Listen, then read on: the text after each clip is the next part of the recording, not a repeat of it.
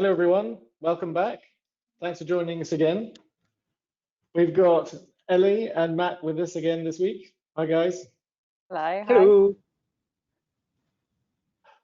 Hi there. And we've been behind the scenes making sure all the stuff works, so we can guarantee there will be no technical problems. Famous last words. Exactly. We're making sure that the internet is working. It does work. Thanks, Mads. Appreciate it. And hi, Jay. Greetings from Newcastle again. Excellent. Mads is from London. I'm in London at the moment, so we're in the same city, so separated by some distance, I'm sure. The south. The south. Yes, exactly. So we're just about to get going. I've been adding some things into the chat window, notably the project file that we showed you last week. And we've got a few things to say about the project file. But if we could actually, it was top of the hour, we could officially get started. So yes, hiya, welcome. I'm Simon Walker, Director of Training for Maxon.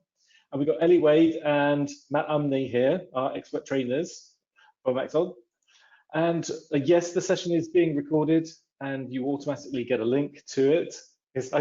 Every time I'm asked that, I have to take a sip of something. Hopefully it's something stronger. But you'll get a link automatically for the recording. And if you haven't got a link, on the screen here, I'm just showing this web page for the webinars. If you scroll down, you can click on any single of these sessions over the last number of weeks, and that will take you through to the recording for that. You might get a little registration screen, but actually that just takes you through to the recording. And also the whole point about these sessions, why they're called demystifying, is because we're trying to kind of take some of the usual problems that you have out of the scenario and explain those. So we have a definite plan this week of running through, so let's show you what the plan is, splines and generators. And these handouts we'll share with you as well, including in the handouts some of the interesting things that Matt and Ellie are going to more intelligently talk about, plus a link to that project file as well. But the idea is really to give you an understanding of what problems might come up. So we've got a different plan for it, plus please feel free to interrupt us with questions because that's part of this process. So although we know exactly where we're going, we're more than happy to let you ask questions about things that would be relevant and useful. Fantastic. There we go. 2 minutes for the spiel. I think that's a record. And I'll put links in here if you've got any follow-up questions. Training at maxon.net, that's a good link to come through to me if you have any problem downloading the file or accessing the previous sessions. Great, so shall I hand over to you, Ellie, and you can tell us a bit more about what we're doing on this session? Yeah, yes, sure. Fantastic. Make you presenter. Okay, right, what I'm going to do, I'm also going to hide my webcam to make it easier for you all to see. Yeah, I'm going to do the same. See you in a bit. Yes, same. Right, okay. Cool. I can see your screen. This is great. Good. So last week we went through a quick overview of Cinema 4D and we looked at kind of the 3D objects that you find within, and we modeled this ray gun using these primitive objects and deformers. The trouble is, using primitives, you can only get so far when building like a model or an object. Typically you want to create more custom shapes. And generator objects allow you to generate custom geometry from existing geometry or splines. So we're going to take a look, both myself and Matt are going to demonstrate and show some generator objects, and we're going to advance on this model. And we're going to go and show you, this is what we're going to end up with at the end of this hour. So we're going to go through things like splines, extrude, loft, lathe, subdivision surface. They're kind of like the generator objects we're going to take a look at. And the idea is we're going to bounce back and forth between me and Matt and show you how to do those. So if I go back to my main primitive model. So the first one we're going to take a look at is something called the extrude. And with these, with generator objects, you need a spline, and splines are like paths in Illustrator and Photoshop. And so up here is our spline icon, and if we click and hold, you can see kind of set splines as well as the spline pen, and then later on we're going to be drawing some splines as well with that. And so to demonstrate the extrude, I'm going to grab myself a circle spline. I'm going to change that and move that up just to do a quick, see that there, and grab our extrude. And then the extrude needs to be the parent and the spline needs to be the child. And so if we click and drag our circle, you get the little arrow and the icon pointing down, and that will create our geometry.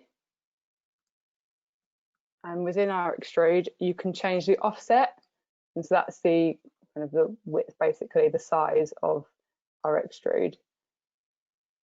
The direction is set to auto, which I think was new for 21 or 22, which is quite nice because it used to, was it 22? Because it used to kind of look like this. Yeah, pretty much. Back for R20, you'd kind of create like this and think, oh, it doesn't really look right. So it's nice that it does automatic direction now. And we've got caps. So our start cap and our end cap are sort of like our front and back face. So if I turn the start cap off, you can see it takes that out, and the end cap, but we'll have them on. And our bevel is similar to last week. We went through fillet on our like our cube object. So we can add like a rounding edge, and you can crease the segments to make that smoother. So that was a quick demonstration of what the extrude can do. So I'm going to take out my circle spline, and I'm going to grab myself a text spline, change my orientation, and so I'm going to get some really kind of just some retro zap to go with our ray gun, our Flash Gordon style ray gun. Me. Grab a quick, I know exactly what one I want to use. That one here. I choose my alignment as middle because I like to have my axis in the center of my spline.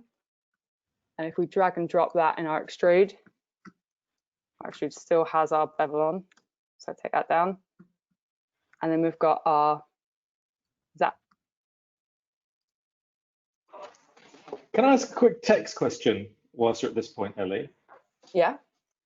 Have you encountered any problems if you are sharing files across different operating systems? So I know you're doing this on a Mac, but if you have to share this with Windows and they didn't have the exact font and vice versa, have you encountered that as a problem in the past? Yes. Oh, yeah. I imagine if it's the font isn't on there.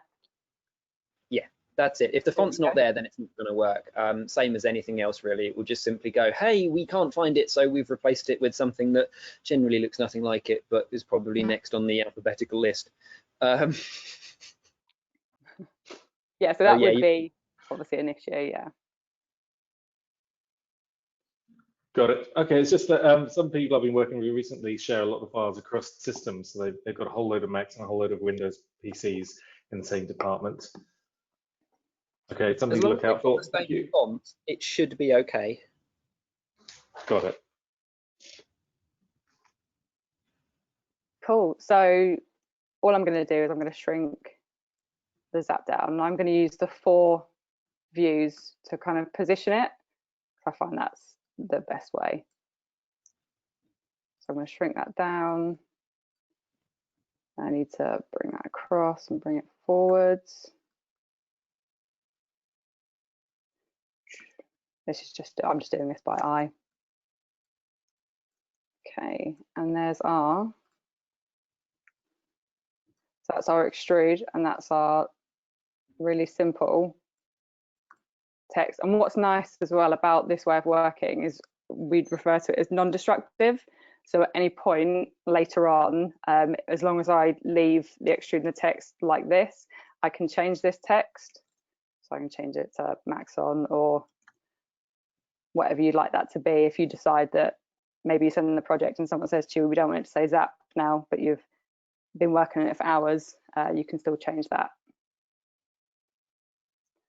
Quick question here from Mike Ellie. What's the best way to center the axis on an extrude? So we can actually do that. So if you want the axis to be the same as the text,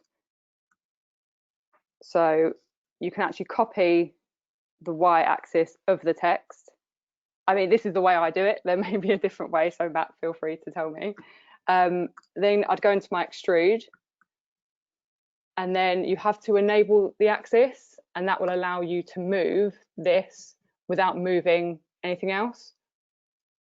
You can set that to the same, and then you now have, oh, that's not done, has it?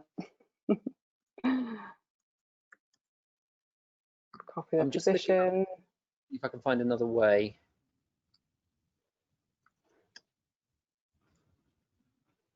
I'm not sure why it won't do that for me now.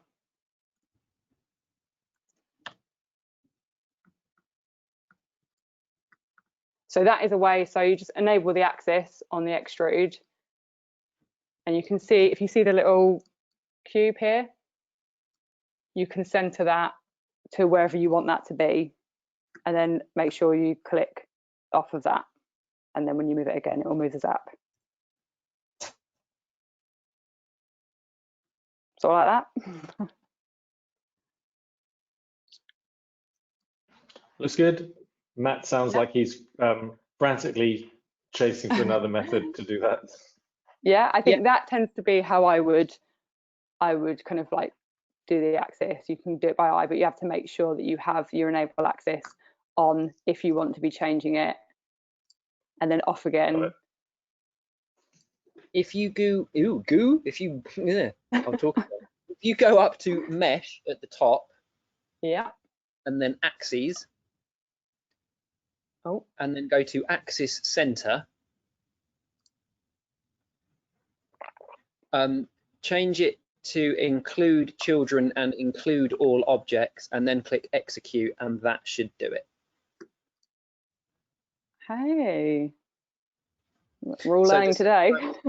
It's something that I use quite a bit in various things to do with models and polygonal stuff, but I have to say I have never tried to do that. So that was a new one for me. Well, here we go. Hope that answers the question. So I guess, Matt, did you want to do a quick demo of the sweep? Sure thing. Okay. Sure. Let me ping it over to you. Doo-doo-doo.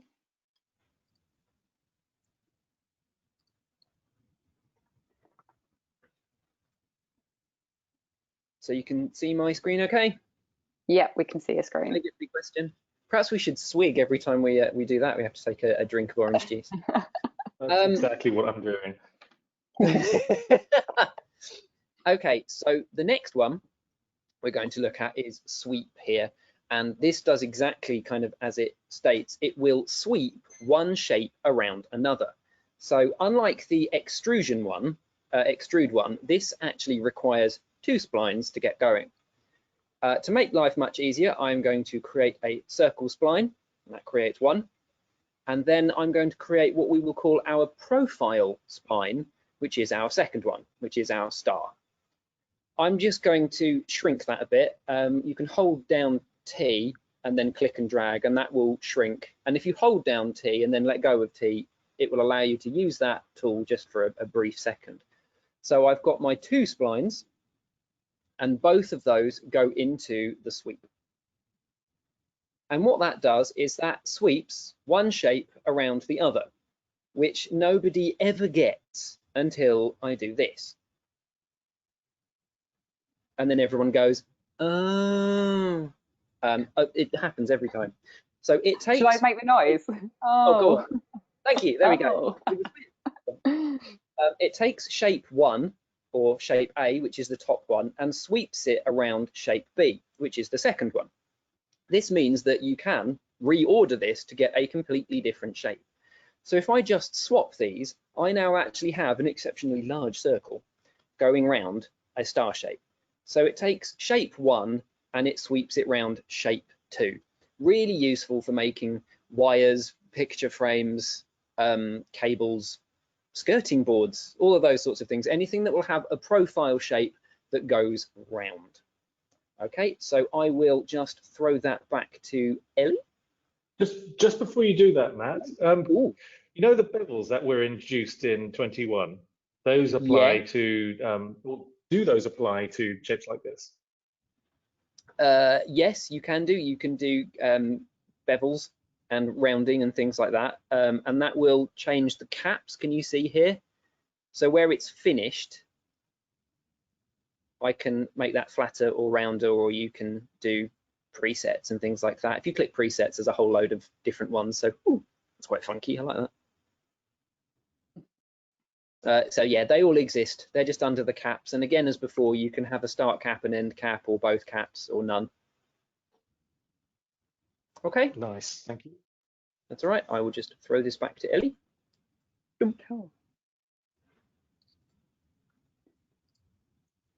Cool, thanks, Matt. So with that kind of knowledge, we can create a tube or a wire for the end of our ray gun.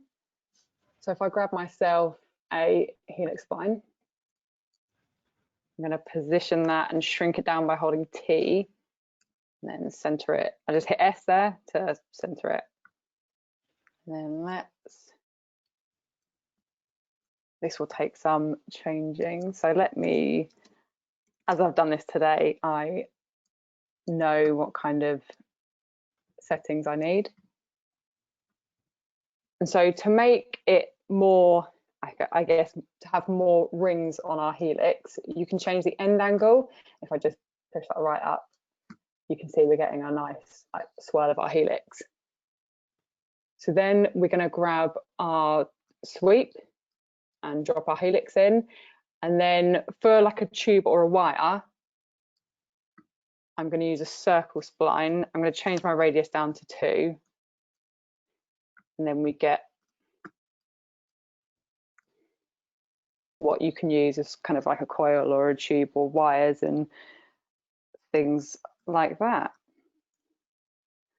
Right, so we also use the sweep on, let me take a quick look. So on this sort of sidebar, I've got a rectangle. Let me just copy and paste this into the other. Oh. So I've got 2 rectangles here. I've got this one, which I've got some rounding on. And I've also got the second, which is this part of it. I'm going to put some rounding on that as well, make it a bit nicer. And then what I've done with the sweep object, I've changed the start and the end growth. So normally, if I pull that all the way out, normally it would be set to that. Because I don't want that shape, I only want part of the bar. You can mess with the start and the end growths to get the kind of look that you're after. And then we can just stick that in there. I'm not too worried about that position yet because we're actually going to change the body of the ray gun, so I'll be repositioning that at some point anyway.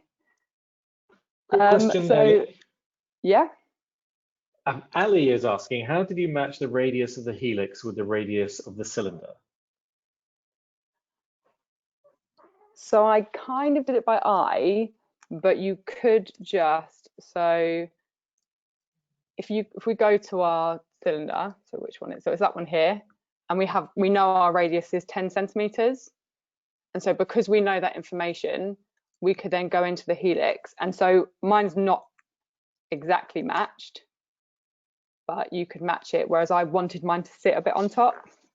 So I went with the 12 because I know my circle is 2 centimeters. So that's a way of kind of matching that up. You could do it by eye as well though, but it's always nice to be able to look through and see the kind of properties that you have for your other objects. So that's how you do that. And that's where you can double check it. Got it. Yeah. Thank you. Okay. Right. So next generator, Matt. Loft. Just take a look at that. Yes. If he's sorry. if he's still here. Yes. Yeah. We'll take a look at that. Let's do that. Cool. I'll throw it over.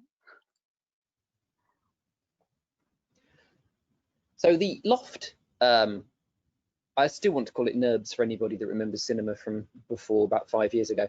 The loft, yeah, old times. The loft generator here allows you to add multiple splines, more than the 2 that we had before, to create various different shapes. What the loft does is it uses splines as a kind of, the way I would describe it, as a wooden frame, and then it tries to stretch a skin over it. So what I can do, I'm going to create a interesting array of things. So let's do circle, and actually I want a star. Yeah, that's fine. And then from star to flower, I'm going to move my star a bit closer. And then I want from star to, interestingly enough, cogwheel. So what Cinema 4D does is it treats each one of these as a wooden shape, as sort of a wooden frame, and it tries to stretch its way across them. Now, you then select all of these and I put them in the loft and I get an interesting shape. Yes, it's managed to do the circle okay, and actually it's not done a bad job of the star. The star still looks, well, the flower now looks like a star, and as for cogwheel, I don't know about you, but that's not going to turn any gears. That's a great cogwheel. It's great, isn't it? It's like clockwork. The reason for this is, once again, we've dealt with segments, and it's in the loft here. You have, under the Object tab, a Mesh subdivision. And what you need to do is you need to increase the number of subdivisions that it is allowed to have in order to create enough shapes. Now, there is simply no maths to this as such. It's a case of keep increasing the number until the thing that looks like it's supposed to. If it doesn't need this many and you were just using circles and stars, then you could have left it as it was. But now if we take a look, if I turn off the circle, we've got star. From the star, we've got flower. From the flower, we have a cogwheel. So if your shape doesn't look great the way it did to start with, then you may need to increase your subdivisions. But the interesting thing about this is, once again, it's non-destructive, is that each of these shapes is editable or movable or wiggleable or anything like that. You can increase the size, you can decrease them, you can have them looping, you can have them beveled on the edges and stuff as well. So it's a really useful way of sort of working out the contours on the outer shape of something and then spacing them to sort of stretching a shape over together. Yeah, it's an interesting one. It took me a while to figure out if there was any particular reason for this sort of thing, and then I've created all sorts of interesting things like coffee cups or chess pieces and toothpaste or cream bottles and things like that, and it's easy to do in seconds using this loft creation. Okay, have we got any questions on that one before we go over to back to Ellie to see a practical application of this? No, just a comment from Randy saying compliments to the programmers, because the math involved has got to be insane to calculate this. Yeah, I dread to think. This is why I'm a user and not a programmer. A quick question from Torrance. Is there a way to, not have caps on lofts? Yes. So on loft, you go to caps. Sorry, I'm trying to, there we go. And turn on and off caps. There we go. And we now have our interestingly odd shape. Fantastic. Right, I will switch back to Elliot. Oh, yep. Can you use this for, this is from Tom, can you use this to simulate cloth and soft bodies? You could possibly use it to fake it, but I certainly wouldn't want to put a loft in anything to do with soft body. Depends how it's going to be influenced or animated later down the line, I suppose. Yeah, soft body, for people who don't know, is a dynamics thing that allows you to sort of have squidgy soft body stuff. It might take a bit of a calculating, and you might listen to your fans on your computers go a bit nuts for a bit, but other than that, it might work. But there are other ways of doing cloth that I think would work better. Thank you. That's right. I'm going to throw this back to. That sounds like a request, doesn't it? Maybe on week 5, things like that we haven't covered specifically, we could just dive into quickly. We could give it a go. Well, we've just had a request. Cloth dynamics from Torrance. Okay. Consider that officially requested, Torrance. Okay, great. Thanks, Matt. That's right. So with that, we're going to create the fan for the end of our ray gun. And I'm just going to use a series of circle splines for this. And I'm going to, so Command Control, just to kind of duplicate those. And I'm increasing the size. And then I'm going to create my 5th one. I'm going to decrease the size. Then I'm going to grab my loft, select my splines, and I'm going to throw them in. And then with my final spline, I'm going to move that just back in, so it gives that kind of look of the fan. And like Matt said, with the subdivision, with the mesh subdivisions, I'm going to increase mine because I've got a bit of a jagged edge. Increase mine to 32, and then move my loft in. But as you guys have seen, you know, we didn't have to use circles here. You could use any shapes that you particularly want. So you could go from, you know, square to square, star to star, or if you want, you could do something completely bonkers and have square to star to cogwheel. Just make sure you increase your segments. Yeah, of course, yeah. And you could draw your own. And what I also didn't say about the extrude, you could always bring splines in or paths from Illustrator. So if you've drawn like a logo in Illustrator, you could actually bring that straight in to Cinema 4D, and you could then extrude that out and then play with some animation with that. So it's quite a useful tool to have. Okay, so I guess it's now time to look at the lathe, and we're going to start looking at the spline pen as well. So if I send that back over. Ken had an interesting observation about starting with a low poly cage and running cloth dynamics on there and then transferring those results to Loft. Yeah, that is one of the soft body techniques I normally use, to be honest. Is I very rarely do soft body on anything with high poly, and I cheat, but it's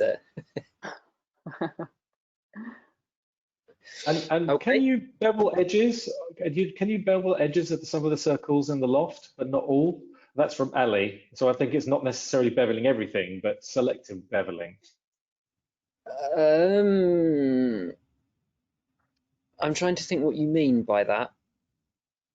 So bevel some of the edges of the loft. Yeah, the trouble is with that, because the bevel's on the loft, it would be a case of it bevels everything under the loft or nothing. You couldn't bevel the individual circles. I'm just having a look if you can do it now on my screen. Normally when it comes to that, I'll cheat and I'll create a second circle to make a hard edge in a loft. So if I do a loft here and I create a circle, let's just build it as we go. So if I do this and I do that and I make it bigger, if I wanted a harder edge at some point, then I would either copy and paste one of those to do that. So if it's got no room, then it will try and do a harder edge. So that's one of the things that I will do to kind of get. You could fake it to get the same look. Pretty much, yeah. I just use 2 circles in almost exactly the same spot to do it.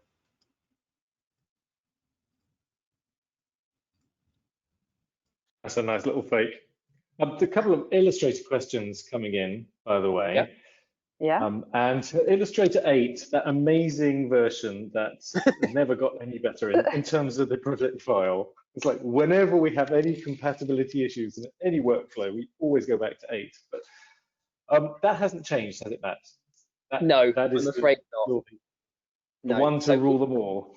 That's it. If you need to, if you've got a sorry, I'll start again. If you've got a path in Illustrator and you want to then bring that path into Cinema 4D, all you need to do is make sure you outline everything. So if you're using fonts or text or anything like that, you make sure you create outlines, and then you file and save. And then when you're in the Illustrator save dialog, please make sure that you change it to Illustrator 8 of old. And then as soon as you open, you can just open an Illustrator 8 file into Cinema 4D, and it will create splines instantly. Got it. That's still the way. There isn't a plugin that would do that and some other things that you'd recommend, would you? No, there's no plugin to do that necessary. You can just go straight in and use it. Actually, Ellie, am I right in thinking that there's a CV toolbox thing that does that? That uses? Yeah, does it bring it in as Cineversity Splines? I used to use the toolbox. I haven't. Yeah, it might be worth looking on our Cineversity site and using the CV toolbox, because there's a whole load of free plugins, oh, hence free, if you wanted to do that, so that you can bring them art smart. Thank you, Kent. I was just going to say, everyone's making lots of good suggestions. And thanks, Ken, also for that information about Illustrator 8 being the last version to use PostScript. Makes a difference. Ooh. Yeah, that's cool. Thank you. Right, what was I doing? I was doing Loft, lathe.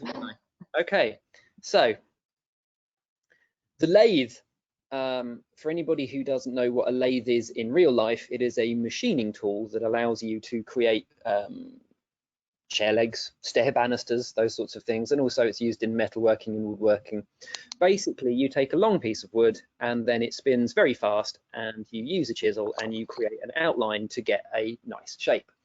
Effectively, the lathe generator does exactly the same thing. So what we do, we will create our own spline this time using the spline pen. Now, for those people who are used to Illustrator and Photoshop, it's very nearly exactly the same as any one of those, except the small and marginally annoying caveat is that you cannot press Shift to get a straight line. So it just doesn't work. So this is one of those things where if you've got Illustrator, you can draw things and make it work. Now I'm going to draw this very quickly. I'm just going to draw a very quick wine glass outline. The lathe works around the principle that the y-axis, the green line in the middle, is the center, and everything that I create around the outside of one half will be swept around. Now I'm just going to create this. I don't want you to copy me just yet, so I'm going to create probably the ugliest wine glass known to man. Okay, there we go, and you press escape to finish the spline. Now, the one thing you should never do is what I've just done and create a spline in 3D, because you've got no clue where that is going to be put. So you should always, if you're going to draw anything with the lathe, use one of either your front or right views. Don't use the top, because you'll make a pancake. Because the lathe always revolves around the green y-axis, it will, if you draw anything on the top, it will simply splat it out. So I'm going to use my front view, and then I'm going to very quickly now draw a slightly more graceful wine glass than I would have done. Perhaps I'll make a martini glass. Okay. Now I've just guessed at those points being at 0. If you don't put them at 0, you will either get a hole or you will get something that goes over the top. I'll show you that in a second. So the spline goes in the lathe generator, and if I go back to my 3D view, me pressing F1 allows dictation, I now have a lathe. Now if we look at the top, we can see a hole. To make sure that's at 0, select that point, look at your X or Z, depending on which way you've drawn it, and make sure that's at 0. The only thing you don't want to be at 0 is Y currently, otherwise it won't work. And equally, if you get the same problem underneath, or a marginally different one, if it's going crazy, it might be too far the other way. So this is actually crossing over. So once again, make sure that's at 0 and you can look at it. Now, again, with the non-destructive stuff, you can still edit all of these points. So nothing is fixed. Just because we've done it in a spline doesn't mean you can't change it. If the lathe is in the way, use the big green tick next to the lathe to turn it off, just so you can see that shape and adjust it without. Okay, that was an exceptionally fast. This is what a lathe does.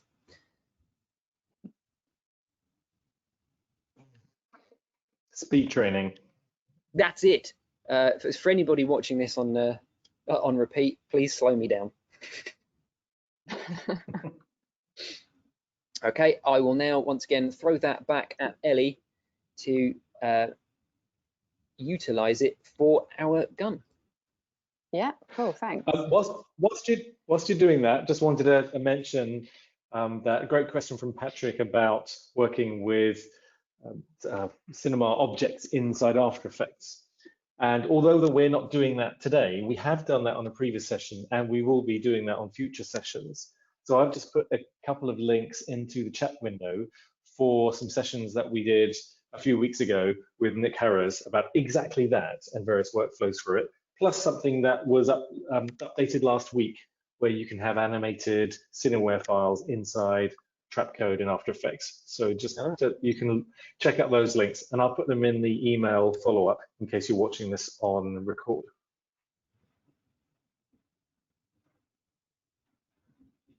Cool. Over. Right, so what I'm going to do, I'm going to actually use the lathe to recreate the body of our ray gun, but I'm going to keep this one here as a guideline to help me draw my spline.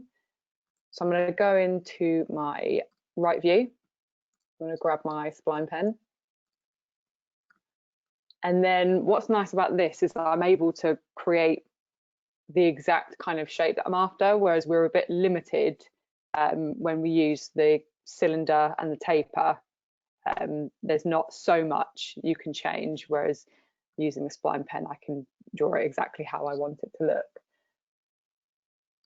And so using what Matt said, by clicking and dragging, I'm going to create my basic shape. And then I'm going to hit escape to come out of it. And what I'm going to have to do, because this is rotated wrong, if I throw that into the lathe now, it will create, well, I'll show you what it will do. If I get my lathe and throw my spline into it, because it's trying to do it along the y-axis, it's not going to do it properly. So I'm just going to rotate my spline 90 degrees and then drop that in there. There is no option in the lathe to change the plane or its sort of rotation axis. It will always rotate around the y-axis. So one of the things that you do just have to kind of get used to when using the lathe is exactly what Ellie has done, which is you draw it upright and then rotate it to the way you need your shape. And then I can hide my original body. And then that is what I'm going to do. I'm going to make that a bit bigger actually. So with that, you can change, like Matt did, you can change the points of the spline to make it a more custom shape to how you like it. Yeah, but obviously make sure you check the rotation first. And you could also use like a base image to get an idea of drawing the spline. Some of that takes some practice with drawing the spline, but you can always change the points afterwards. I've got a question from Patrick. If everything is grouped as children of a null, is there a way to hide them all at the same time? Yes, there is. So our emitter, which I've called nose apparently, that is in a null. And so if you see here, you get two little circles. If we hide the top one, it will hide everything in that null, from our viewport. And you can click it again so it shows. Sort of like that. So every one of those objects basically has these little visible in editor, visible in renderer buttons. And if you hide the parent, it will hide all of the children underneath.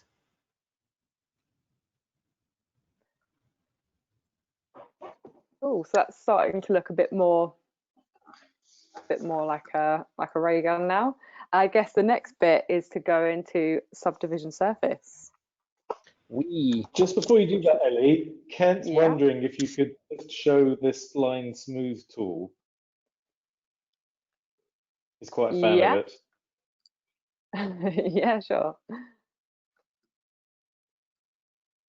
So up in our Spline menu, we have our Spline Smooth, and you can click and hold, and it smooths our spline. If you can see, if I take it in here. It's really good. If you've drawn like hand squiggles with, you know, the normal spline pen and it's all over the shop, this is a really nice sort of tweaky way of getting those splines to look a little bit more, well, smoother, for want of a better phrase. And it just makes them feel a little less sharp and a little less hand drawn. Nice little tool to use. Right, so let me get rid of those. There we go. Thanks for that, Kent. Okay, so Matt, did you want to take a look through Subdivision Surface? Yes, sure. Because I imagine will be quite a big topic, and hopefully we'll have quite a few questions, I imagine.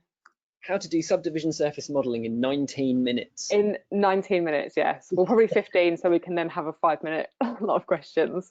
And actually you doing what we were supposed to do. Okay, so subdivision surface exists up here. All the ones we've been looking at the moment existed in the fourth one along, because these are spline generators. They use splines to generate shapes. The subdivision surface generator exists up here under the more sort of shape generators. We're only going to take a look at this point at this one, the subdivision surface generator. So I create that, and once again, we've got nothing in our scene because it's a generator, it requires fuel. And rather than splines this time, it's going to require shape. So I'm going to create myself a cube, bloop, and then I'm going to put my cube in my subdivision surface bin. I've created a sphere. Why, I would hear everybody ask, have I done that and not just created a sphere? Because I can do so much more with it depending on what I can do with this cube. Very simply, I can create more segments of this cube and I get a slightly different shape, because the more geometry there is closer together, the squarer, more cubed-like, squarer, something like that, the shape will be. So if I go to 3 by 3 by 3, you can see that we're now getting quite a square shape. I'm just going to turn my wireframe back off. And because this is just, oops, I didn't mean to drag that out. Because it's still non-editable, I can change all of these shapes. I can make a sofa cushion, surfboard, bar of soap. I'm still limited, however, to the number of things that I can do with this shape. So what I'm going to do, I'm going to make this cube editable. Now, it is very, very important that you have the cube selected to make it editable. Do not have the subdivision surface selected. With the cube, I'm going to go up to this top left-hand button, Make Editable, or shortcut button C on your keyboard. This is a one-way street, so if I click that button, my cube is now editable. Several things happen. My orange handles disappear, and my cube is now replaced, my cube icon is now replaced with a triangle with points. This lets me know that it is now what we call a polygonal object. But what this means on the left-hand side is I now have access to the cube's points, edges, and polygons. Up until now, we've just been dealing with what they call models. So now we're going to look at points. And if I just turn off my subdivision surface for the moment so that we're back on the cube. If I click on my points, I can see the points of the cube. Not only that, I can hover over them and I can select more than one and I can move them individually. I can also go to my edges and I can select edges and I can move them individually. And of course, if I go to faces and or polygons, I can select entire polygons and I can move them out to create all sorts of strange and weird distorted shapes. The subdivision surface, what that actually does is, if you break the word down, subdivision, it subdivides the surface twice, which means for every one polygon, it will divide it into two, and then it will divide it again. So you end up with, for each polygon, 4 by 4 square. These polygons don't officially exist in this square, but what they do, they allow Cinema 4D to smooth out this subdivision, this cube, so that I'm not just getting the square block underneath. They smooth stuff out. It's a really, really helpful tool, and you'll find that the majority of stuff that people model will use the subdivision surface because it allows you to get a really good mix of soft curves and hard edges if you need to. I'm just going to look at some of these very quickly. Some of the questions. Does smoothing add or lessen the polygon count? The subdivision surface doesn't actually change the amount of polygons that are in our scene. This is the joy actually of the subdivision surface. It's a generator, so it adds more polygons, I guess. If you were to make your subdivision surface editable by pressing the C button that I wouldn't recommend doing, you would then convert everything to polygons, and you can see I've now got loads of little polygons, but my ability of smoothing stuff has gone. So never make your subdivision surface editable unless you really, really mean to. But I still actually only have in my scene these squares. What about the spline smoother? Does that add or lessen polygon count? The what, sorry? The spline smooth. No, it's just smooths the curvature of the points. Yeah, it's just changing the tangent handles basically of the splines to change the smoothing of it. Matt, you've also had a quick question request from Randy saying, can you show how using the knife tool allows you to control the hardness of edges? Ah, okay. See, now that's an interesting one. You can use the knife tool to create to change the hardness of edges, but I wouldn't recommend doing it. So I'm going to show what Randy means. I'm going to use a knife tool called, oops. Hello, right click, where have you gone?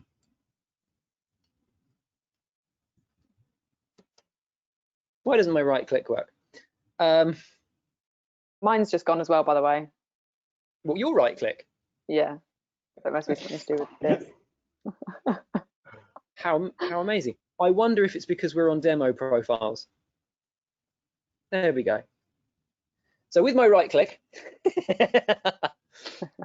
there is a knife tool that's very useful called Loop Cut. And Loop Cut allows you to go all the way round the edges. If edges are closer together, then you can get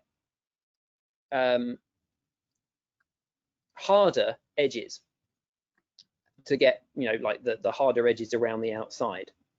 However, what I would use is something called, actually, one thing that's really useful for you guys if you're new to this is to change your layout to modeling, because it shows a whole host of useful tools and options down the bottom, and that's just up the top, layouts, model.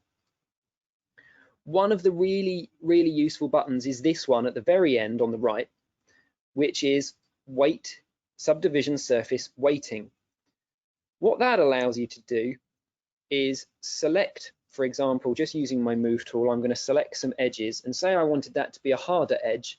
I can click on my weight subdivision surface, and then I can click and hold in any blank area, and I will get a harder line.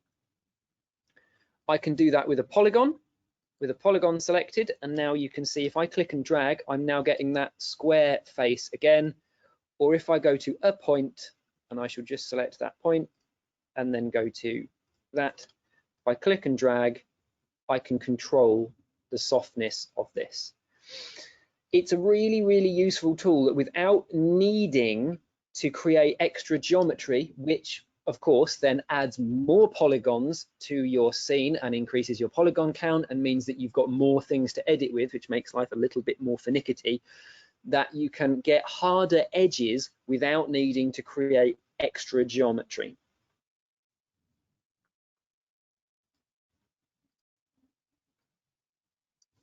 Okay, just going to look some more. So that was the knife tool. Can you import a blueprint schematic of an object, i.e. car building, into Cinema 4D to build that object? Yes, we often will create images and I will put them on standard planes and put them in the background to be able to use. I'm conscious that I've got about 10 minutes to hand back over to Ellie. So that's that. Is there a way to crease an edge without adding edge loops to subdivision model? I'm hoping, Torrance, that is what you've just got with the subdivision weight tool. Are those knife tools better for hard surface modeling? No, they are used for all the subdivision surface or polygonal modeling. It doesn't matter. So the knife tools just exist on the right hand, just right click, and you've got line cut, which allows you to just create any shape you want and it will cut. And then you just go to the move tool and it will initiate it, not very nicely on the subdivision surface. You've got loop cut, which will do a loop all the way around the object. And you also have plane cut, which will just slice all the way through an object, both sides. So that's that. Okay, I'm going to hand over quickly to Ellie, who will be able to show what we've done with the handle for subdivision surface modeling. Thank you very much. All yours for the home run. Yeah, I'm going to run through it really quickly because I'm sure there's a couple more questions that will be good for you to answer. Right, so what I'm going to do, I'm going to grab our existing ray gun handle. I'm going to hide the trigger for now, just so it's out the way. And I'm going to make it editable. And I'm going to grab my edges mode. And then what I'm going to do, I'm going to come in here and I'm going to select the edges. I'm going to come right in. And if I hold shift and click, it will add to your selection. And I'm going to come around here. Shift and click again. So if you accidentally select a line that you don't need, you can just shift and click and it will get rid of it like that. Oh, it's not doing it now. Oh, control click removes. Oh, mine was shift clicking earlier. I'm taking it away. Ew. I know. It's my strange demo. Demo login. Right, I'm going to move these in. And then when I drop this into a subdivision surface, it's going to smooth out that handle. And I can move those in. And then if we show our trigger, I'm going to move that up there just so they're together. Oh. Right, and then, because it looks a little bit small in comparison to the body that I've now done, I've still got my edges selected. There we go, that's something not to do. Try and increase the size of something with without the object mode being on. So, right. There we go. So that should be our main model now, which we'll be following along with adding some materials and lighting and rendering in the next few weeks. So I guess, Matt, are there any other questions that we have 7 minutes for? Yeah, I've got a question for you, Ellie. Just whilst you're on, sorry, Matt. This is going all the way back to 4 minutes after we started when Patrick asked, is there a way to get the weekly files? Okay, So, yeah. But I was just wondering if it's possible using that project file that we shared earlier that you could turn off certain things and you get to the point where we started today, isn't it? Yes, yeah. So week 1, we've changed that model so much that that's not the one that was in the final project. But let me open. So this is a project file that everyone got when they registered, and this is the exact same model. It's just got the lights and the materials in it, and so you could effectively just remove the materials and then remove the lights, and then we'll hide the lights, and that is the same as this, just with my lines on it. So if you have that project file and you're interested in having this project file, you can actually just hide the lighting and remove the materials, and it's the exact same thing.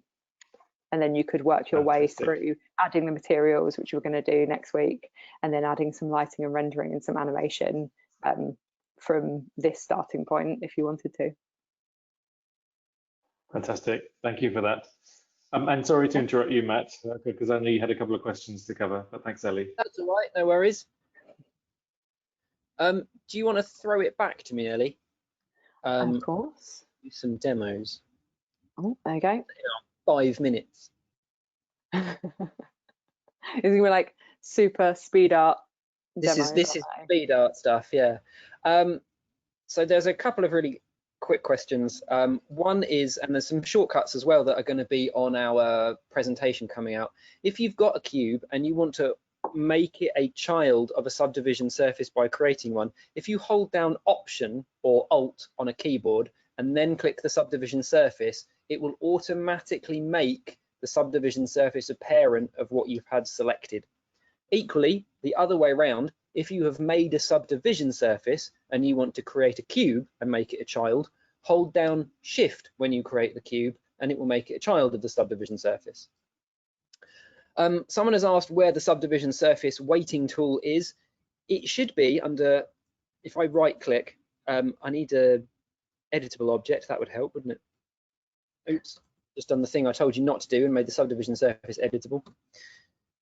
So right click in a gap, and we should have,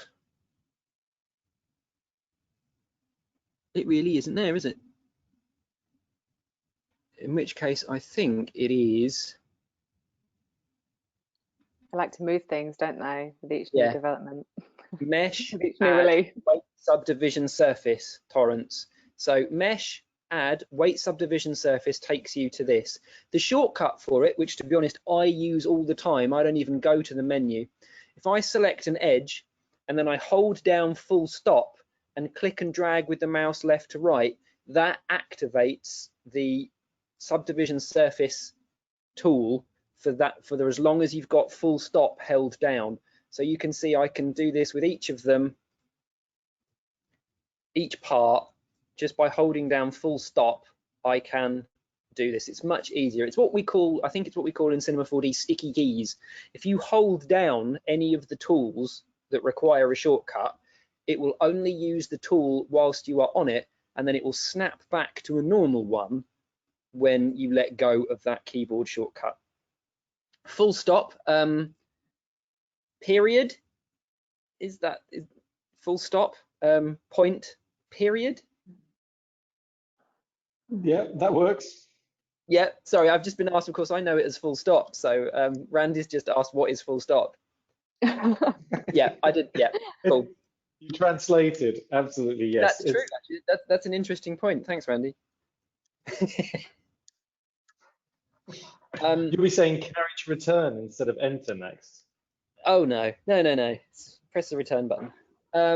Have we got any more questions for the next 2 minutes on subdivision surface modeling, weighting, knife tools, loop selects? I did see one where it said if you wanted to engrave the zap, would you use Loft? That was from Greg, and you would use the ball tool, which we haven't gone through, but I've done a quick demonstration of it Ooh, which I can okay. show if you want to throw. I'm conscious that we have got a minute, but Yeah. just in case Greg's still here. It's all yours. Cool, right. So what I've done is I've added a ball, which is found within this menu, and I've got my ray gun fin, which I've made a child, and then the Zap Extrude that I've also made a child, but I've made it the second child. And then what the ball does is we've got A, so object A is our ray gun fin, subtract object B, which is our ray gun Zap, and then you've got it engraved within the fin instead of being on top of it. I hope that's what you mean. Yeah. There we go, super quick 20-second tip.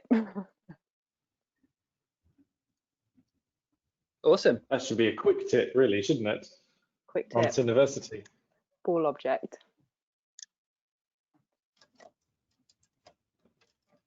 That's it. I think we're Fantastic done. stuff. I think we are. Can I grab the screen back from you, Ellie? In fact, I think, if you make me as presenter, there we are. Yeah. Fantastic. Thank you very much, both of you, for that. It's okay. That was excellent stuff. And really, I just wanted to sum up by sharing a couple of the things that you were talking about.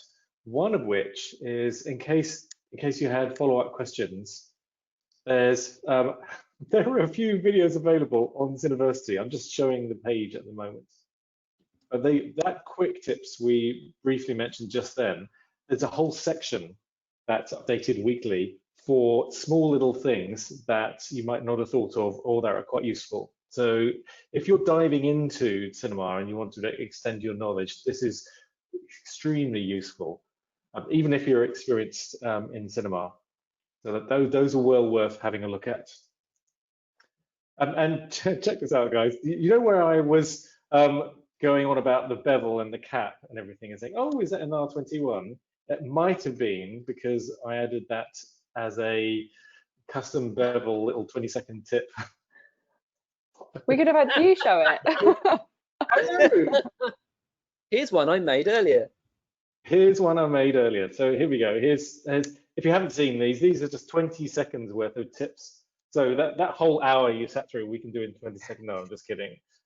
But just as a memory jogger, these are quite fun just to show you where they are. And I thought it was quite interesting the fact that you were starting off with a spline bevel, and then you could then further have a spline preset for that. That was like nested splining.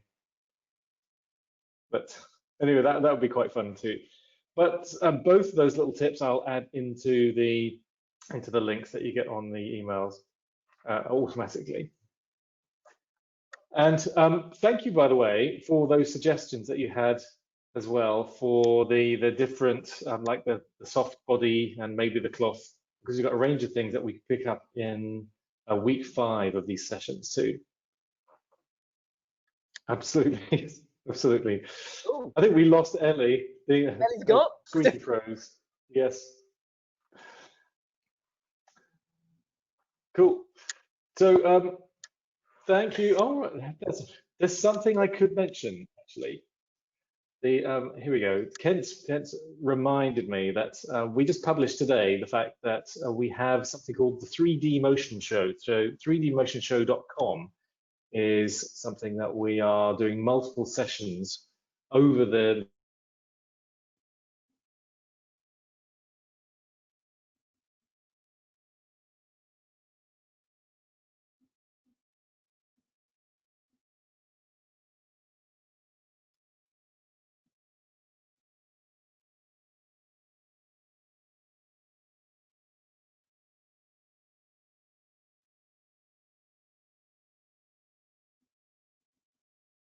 I've lost audio. I can't hear you. So feel free to go here. And these you can't hear me at all. No. No I can now, but my machine did just die. Okay, probably a good thing. But just to wrap up, saying that we've got loads more resources, and 3D Motion Show is one of those. Great. It's all for the What an best. ending. Yes, exactly. It's perfect. It's back now. Okay. So thanks, everyone. Thanks for all the questions. We really appreciate it. And thanks for the suggestions for week 5. We'll definitely bear those in mind. Suddenly, we're doing soft cloth dynamics on week 5 as well as other things, or at least showing you where they're hidden. So, It's gonna hide. there we go. Exactly. Cool. So thanks again. We'll see you next week. Feel free to sign up, and don't forget, if you register, you automatically get a link to the recording, even if you can't watch it in time. And thank you again, both of you, Ellie and Matt, for running us through all those things and letting us throw all the questions at you and being flexible for that. So I think that really aids. It's okay. Really useful.